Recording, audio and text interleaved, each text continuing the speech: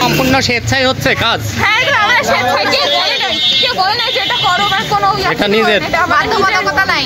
এটা আমি রাজশাহী কলেজের স্টুডেন্ট। আজকে চারঘাটে আমরা উৎসুক চারঘাটের ছাত্র সমাজকে দেখতে পাচ্ছি। আমরা হচ্ছে এখানকারই এই চারঘাট উপজেলার বিভিন্ন হাদি কলেজ, তারপর সারদা কলেজ, চারঘাট মহিলা কলেজের স্টুডেন্ট। তারা রাস্তা পরিষ্কারের কাজে নেমেছে। আমরা হচ্ছে ক্লিনিং এর জন্য আসছি। এখানে আমাদের স্টুডেন্টদের যে কার্যক্রম চলতেছে জানেন, সারা বাংলাদেশে চলতেছে। তো সেখান থেকে আমাদের যে দায়িত্বটা আমরা নিজেরা পালন করতেছি। আমাদের বাজার, এটা হচ্ছে আমাদের নিজের দায়িত্ব সবার বাজারটাকে পরিষ্কার রাখা।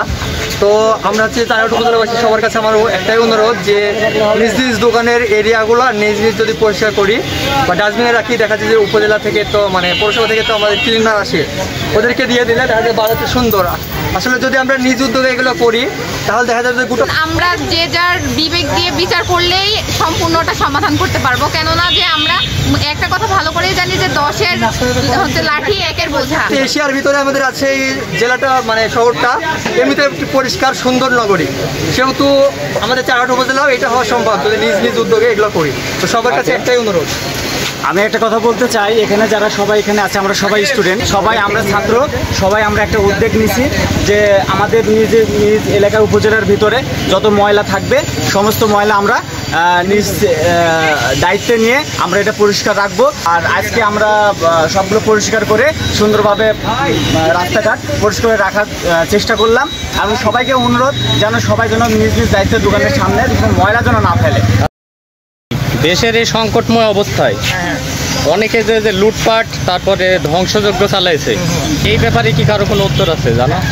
আমরা এগুলোর মধ্যে নাই। এটা হচ্ছে আওয়ামী লীগ বিএনপি যে পার্টি চলতেছে, মানে দুই পক্ষ ওরাই এগুলো করছে। এদের মানে ওদের আপনাদের ধ্বংসাত্মক বিষয় নিয়ে আমার এই বিষয়ে উদ্বেগ আছে, যেটা আপনি বলছেন যে ধ্বংসাত্মক। আমরা ছাত্র সমাজ, আমরা কোনো ধ্বংসাত্মক ভিতরে যাব না, কোনো নাশকতার ভিতরে যাব না। আমরা ধ্বংসাত্মক নাশকতা এবং লুটপাট এদেরকে আমরা ঘৃণা করি, এদেরকে আমরা প্রত্যাখ্যান করলাম। আমাদের এর মধ্যে কোনো ইয়ে নেই। আমরা প্রথম থেকে আমরা চাইছি যে একটা স্বাধীন রাষ্ট্র হতে, এদের মধ্যে আমরা নাই। তো এরকে বলবেন না, এগুলো আমরা কখনো না। আমাদের একটু সময় নিজের ইচ্ছাতেই সম্পূর্ণ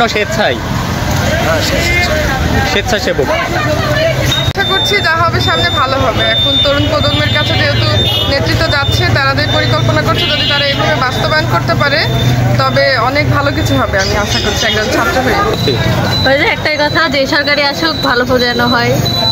আপনারা দেখছেন যে দেশের এই শান্তিময় অবস্থায়, যেখানে 2 দিন আগে আমরা জানি যে বাংলাদেশ সরকারের পতন হয়েছে, সে সাবেক প্রধানমন্ত্রী ভারতের নয়াদিল্লিতে চলে গেছে।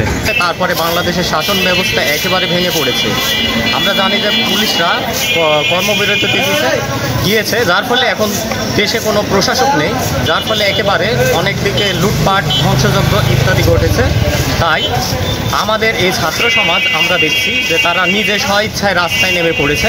তারা আসলে প্রতিবাদের একটা উজ্জ্বল দৃষ্টান্ত হয়ে থাকবে বাংলাদেশের ইতিহাসে। কারণ আপনারা দেখছেন যে এই ছাত্র সমাজ 52 থেকে শুরু করে বাংলাদেশের প্রত্যেকটা ইতিহাসে ছাত্র সমাজ সবচেয়ে বড় ভূমিকা রেখেছে এবং বাংলাদেশের এই পরিবর্তন আনতে পারে শুধুমাত্র ছাত্র সমাজ।